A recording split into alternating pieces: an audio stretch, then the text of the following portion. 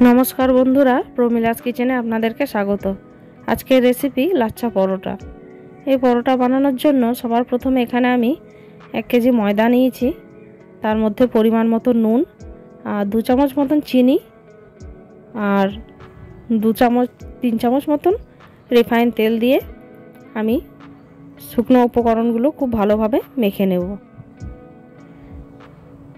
দেখুন হাতের সাহায্যে শুকনো উপকরণগুলো খুব ভালো করে মাখা হয়ে গেছে। এরপরে আমি অল্প অল্প জল দিয়ে এটাকে একটা ডো বানিয়ে নেব। দেখুন এখানে আমি অল্প জল নিয়েছি, জল নিয়ে মাখতে মাখতে খুব ভালো করে মেখে নেব।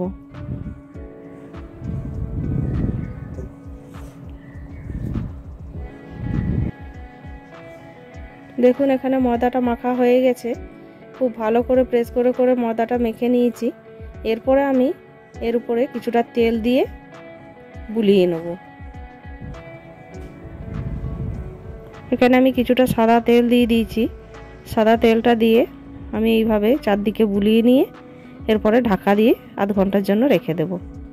ফিরে আসছি আধ ঘন্টা পর। এরপরে আবারও ঢাকনাটা খুলে খুব ভালো করে ময়দাটা আরেকবার মেখে নেব।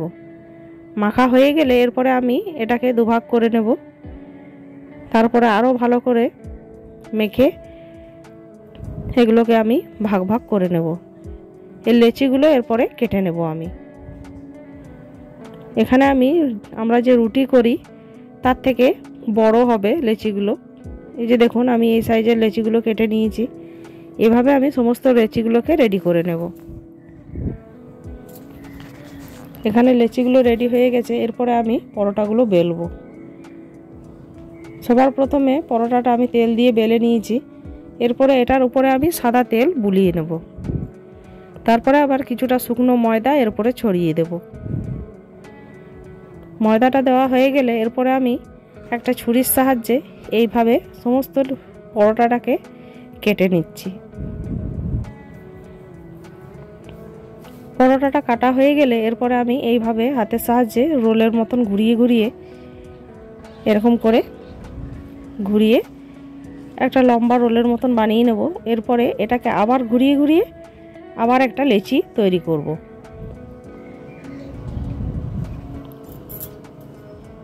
দেখুন এখানে একটা লেচি রেডি হয়ে গেছে। এরপরে এইভাবেই আমি সমস্ত পরোটাগুলো বেলে নেব।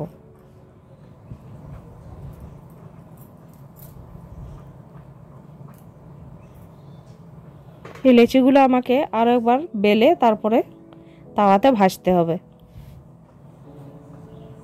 এরপরে আমার সে রেডি করা লেচিগুলো নিয়ে আমি আরও দ্বিতীয়বার এগুলোকে বেলছি। একটু বড় সাইজের করব, রুটির থেকে যেন একটু বড় সাইজ হয়। এইভাবে বেলে বেলে আমি পরোটাটা বানিয়ে নেব। পরোটা বেলা হয়ে গেলে এরপরে আমি একটা তাওয়াতে গরম করে তার মধ্যে সেঁকে নেব এবং খুব ভালো করে সেঁকে নিয়ে তারপরে আমি তেল দিয়ে আবার ওটাকে ভেজে নিলেই আমার রেডি হয়ে যাবে লাচ্ছা পরোটা। দেখুন তাওয়ার মধ্যে আমি একটা পরোটা দিয়ে দিয়েছি। এটাকে উল্টে পাল্টে খুব ভালো করে আমি সেঁকে নেব।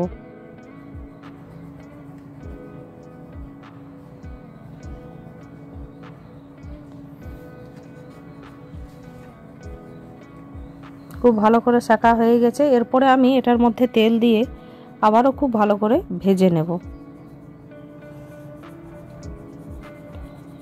উল্টে পাল্টে পরোটাটা ভেজে নিচ্ছি।